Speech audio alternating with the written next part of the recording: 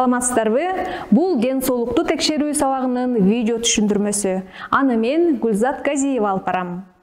Биз бири-бирибиз менен көрүшкөндө саламатсыңбы, амансыңбы деген сөздөрдү көбүрөөк колдонобуз. Ага жооп кылып, Кудайга шүгүр, жакшы, дурус деп коюу адатка айланган. Сыпайы гана айтылган бул сөздөр аркылуу жан дүйнөбүздөгү абалыбыз толук берилбей калат. Бүгүнкү ден соолукту текшерүү сабагы аркылуу башкалардын маанайын, ички абалын тереңирээк түшүнүүгө болот. Анда эмесе сабактын аткарылышына көңүл бургула.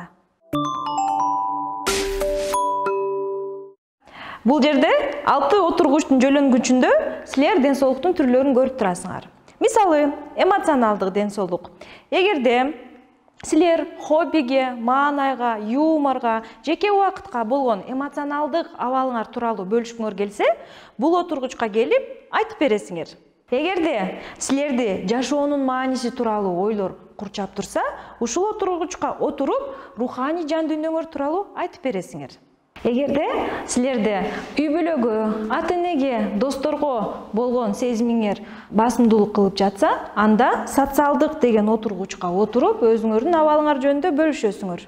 Ал эми келечегиңердеги кесибиңер жөнүндө ойлонуп жатсаңар, бул жерге отуруп, сүйлөп бересиңер. Азыр силерди азыктанууга, уктап чарчоону жазууга, кыймыл көнүкүүгө байланыштуу маана ээлеп турса, бул отургучка отуруп, өзүңөрдүн абалыңар жөнүндө бөлүшөсүңөр. Эгерде мээңер жа бербей интеллектуалдык абалыңарды козгоп турса, анда бул отургучка отуруп, абалыңарды бөлүшөсүңөр. Алгач, бүгүнкү ал акыбалым жөнүндө мен силерге айтып, мисал келтирейин. Балдар, учурдагы мен өзүмдүн социалдык ден соолугум жөнүндө силерге айтып бергим келди. Бир жумадан бери жумушум көп болуп, ата-энем, туугандарым менен сүйлөшкөнү такыр колум тийбей жаткан. Мурда мен алар менен жай баракат сүйлөшүп, туугандарымдын абалын сурап, жаңылыктарды бөлүшчүмүн. Кече апамдын туулган күнү болуп, баардыгыбыз бир үйдө чогулуп, жылуу сөздөрдү айтып бири-бирибизге, азыр көңүлүм көтөрүлүп турат. Кана эми ким өзүнүн азыркы абалы жөнүндө айтып бергиси келет? Шер мырза.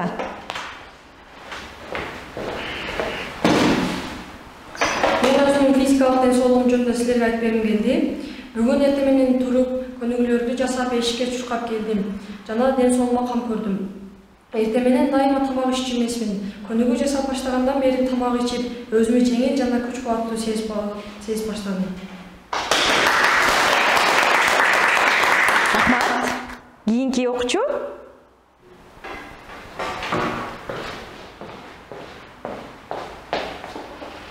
Мен болсо интеллектуалдык абалым жөнүндө айтып берейин. Роботтор жасоо үчүн курстарга катышып жүрөм.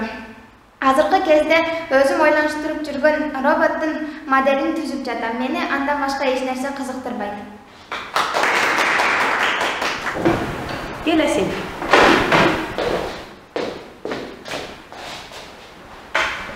Мен болсо бүгүн өзүмдүн эмоционалдык абалым тууралуу айтып берем.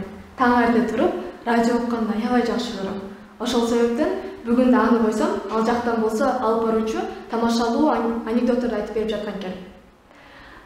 Ошентип менин күнүм аябай шаңдуу башталды. Андан соң автобуска отурдум. Автобуста болсо эки дос кеңири бири-бирине тамаша айтып келе жаткан экен. Аларды угуп, мен да күлүп келдим. Ошол себептен менин бүгүнкү маанайым аябай жакшы. Колдоп коебуз. Кийинки окуучу келеңиз. Мен акыркы кезде пандемияга байланыштуу жашоо жөнүндө ойлонуп баштадым. Мен мурун акча топтоп, бай болушту кыялданчумун. Азыркы учурда мага жан дүйнөнүн байлыгы көбүрөөк маанилүү болуп калды. Мен адамдарга жардам берип, адамгерчиликтүү болгум келип атат. Рахмат, азамат. Ким чыгат? Эл Асхат. Мен азырынча окуу жайын аяктап, өз кесибиме ээ боло элекмин. Бирок мен азыр чач таратыштын жардамчысы болуп иштеп жатам. Мурун мен жаш балдардын чачтарын тегизлеп үйрөнгөм. Кече күнү бир оңой чач жасалганын жасап, Устатыман алкыш алдым. Аткарган кызматыма да акысын төлөп берди. Мен буга кубанычтамын.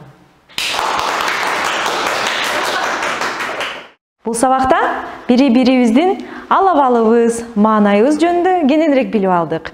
Балдар, баарыңарга чоң рахмат.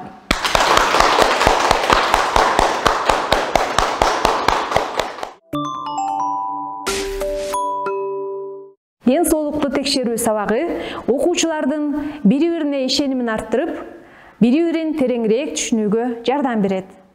Кийинки видео сабактан көрүшкөнчө.